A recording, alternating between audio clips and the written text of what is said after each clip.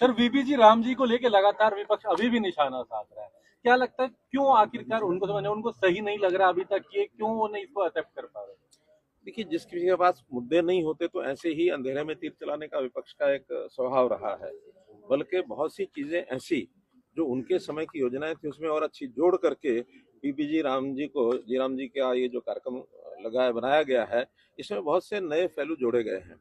जैसे उसके अंदर एक तो 100 दिन की बजाय 125 दिन का एक उनको अवसर मिलेगा, सभी ऐसे वर्ग के लोगों को जिनको रजिस्टर किया है, जिनको मजदूरी, जिनको दूसरा, ये सारे काम अब ग्राम सभा में तय होंगे, जो पहले किसी भी लेवल पर तय हो जाते थे और उनको काम मिलता था नहीं मिलता था, वो अपने अपने तरीके से चाहते लोगों को काम देते रहे होंगे। लेकिन अब सब चीज ऑनलाइन होगी और ऑनलाइन में सब लोगों को जो रजिस्टर्ड है उनको काम मिलेगा।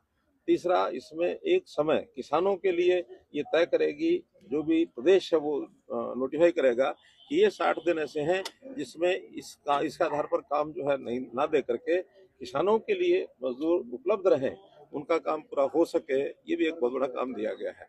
और इसी में 60% अब केंद्र का योगदान होगा, 40% प्रदेशों का योगदान होगा। उसमें प्रदेश थोड़ा और अच्छे प्रकार से उसको मॉनिटर कर सकेंगे, ठीक प्रकार से काम कर सकेंगे, उनका भी उसमें भागीदारी रहेगी। सर, विपक्ष यही कह रहा है कि 40% तो आप लोगों ने स्टेट पे डाल दिया और सेंटर ने अपना बोझ कम कर लिया, इसलिए मजदूरों का नुकसान होगा। देखिए, इसमें अगर स्टेट ने 40% का योगदान यहाँ करना है और केंद्र यहाँ कुछ कम करेगा, केंद्र और योजनाओं पर देगा।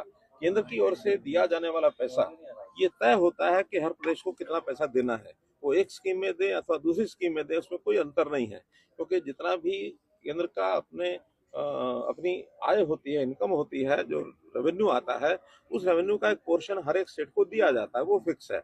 अगर यहाँ कम किया है तो कहीं और बढ़ाएंगे, उतना पैसा उनको मिलेगा ही। लेकिन इस योजना में प्रदेश भी जिम्मेवारी से काम कराएं, इसलिए जिम्मेवारी के नाते से उनकी थोड़ी जिम्मेवारी बढ़ाई है। 10% तो पहले भी देते ही थे, इसलिए इसको 40% करने के बाद तो प्रदेश को पैसा कम नहीं मिलेगा, किसी और योजना से ज्यादा मिलेगा। सर, 2.5 ये भी कह रहा है कि योजना के और हरियाणा सवाल खड़ा हो रहा है। हरियाणा आपसे भी उम्मीद रखता है और आप पिछले दिनों कई योजनाओं में गए थे। 2 बड़े महत्वपूर्ण विभाग है और जब हरियाणा से आते हैं तो निश्चित तौर पर हरियाणा को आपसे उम्मीद भी रहती है। कुछ योजनाएं सर आपके विभाग की ऐसी हैं जिसको आने वाले दिनों में हरियाणा को सीधा फायदा मिलेगा। केंद्र में जितने विभाग होते हैं उनकी सबकी योजनाएं या तो कुछ सहयोग की योजनाएं होती हैं या कुछ गाइडलाइंस होती हैं, उसको हम आगे करते हैं। जो केंद्र के योजनाओं में सभी को प्रायोरिटी सब प्रदेशों को मिलता है, ऑन डिमांड कुछ नहीं मिलता है। किसी प्रदेश की कोई डिमांड होती है तो अगले बजट में रखी जाती है।